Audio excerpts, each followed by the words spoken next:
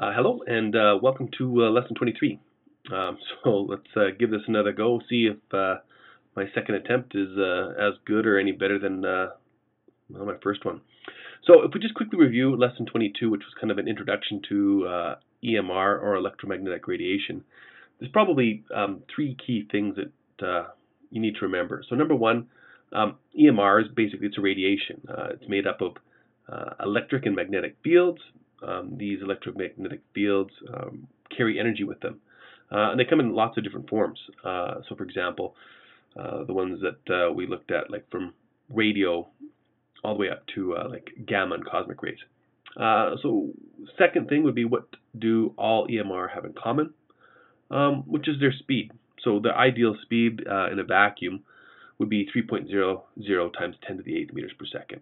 Pretty fast, and that's a common factor of all EMRs, whether it's radio waves, light, X-rays, and so on. The third key thing that we should remember is the differences. So obviously there's differences in the different kinds of EMR. What is it? Basically wavelength. So they have from crest to crest or trough to trough, they have different wavelengths. As a result, frequency will change. So the general rule of thumb is if it's got a big wavelength, it's got a small frequency, so that would be radio waves. And then at the other end, something that has a small wavelength, like gamma waves, would have a high frequency. Obviously, there's lots of different kinds, and so lesson 22 talks about some of the more specific details of the different kinds of waves, and I don't really need to talk about that. So let's begin with lesson 23 then. So for models of electromagnetic radiation, really there's two models, which is the particle and the wave.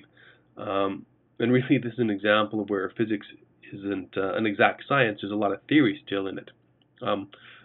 There is no absolute, and we'll find that out as we kind of progress through this lesson.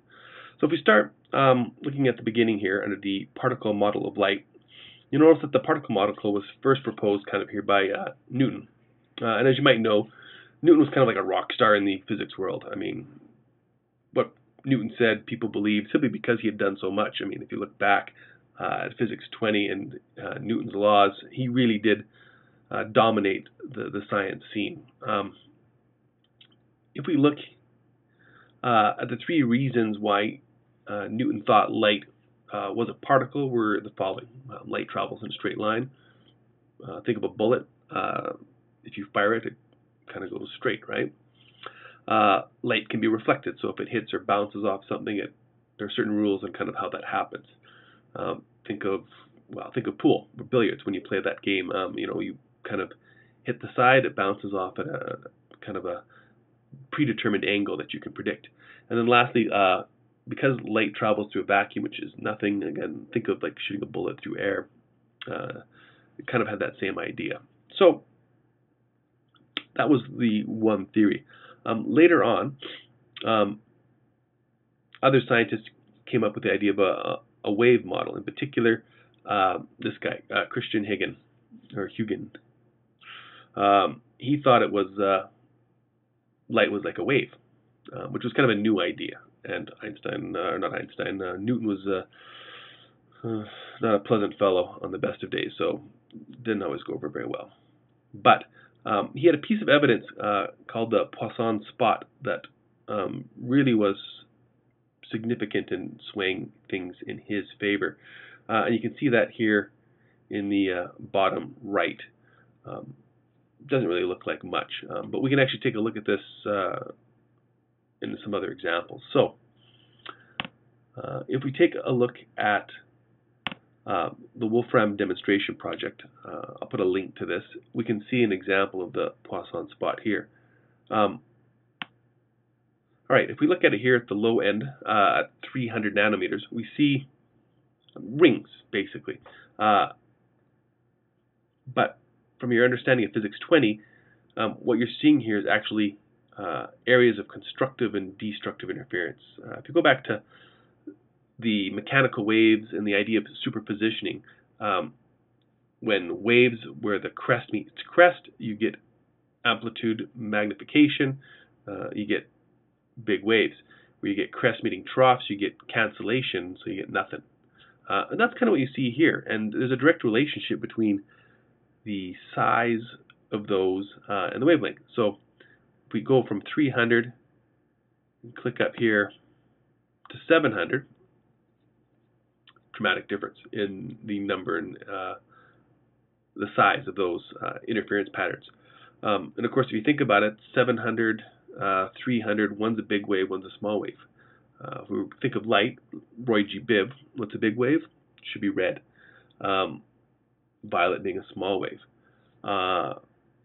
Going to this link, which is very similar to what occurred in that Poisson spot, is just a single opening or a single slit in a sheet of paper. If we move to, say, for example, a big wave, like red, let's adjust the opening here. You actually see kind of a scattering of that red light. Looking down here, you can see areas that are bright and areas that are dark, basically areas of constructive and destructive interference. Much like the Poisson spot, let's go to a small wavelength.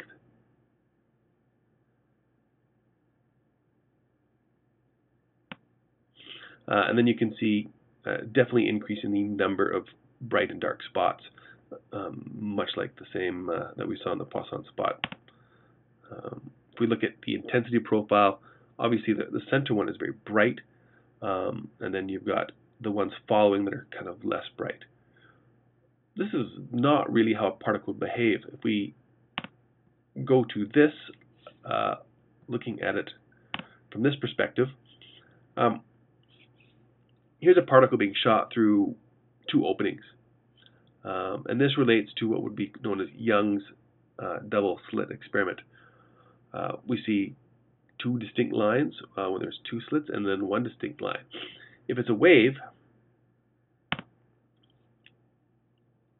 you kind of see an area of brightness, and then it kind of fades to less bright.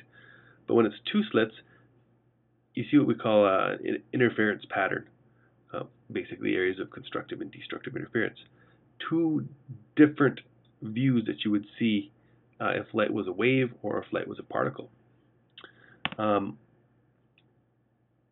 So basically, we see here that this is strong evidence that light's like a wave. Another one that's fairly strong is that when light strikes a surface, often it can either partially reflect and partially transmit. So light hits water, and obviously some of it goes underwater and some of it bounces off and shines in your face. Huygens could explain a lot of that. Newton couldn't. He made some kind of odd little explanation up about particles make a decision, and some decide to do this and some decide not to, which basically sucked. And so as a result, Newton at that point kind of lost his argument. And actually, it wasn't until much later, if we move down here, till we have Planck and Einstein, who come back and actually bring particles back into the mix. But we will talk a little bit about that later on, much further on actually. So we're not going to get into that too much. But other than the fact that if you think of waves and particles both being properties of electromagnetic radiation, basically you can't explain EMR without using both models. And so it's given the wave-particle duality model. Not one, not the other, but both, which really is kind of confusing, but welcome to particle physics. That basically wraps up lesson 23. Make sure you take a look at the links and kind of go over some of those examples on your own. That's it. Catch you later.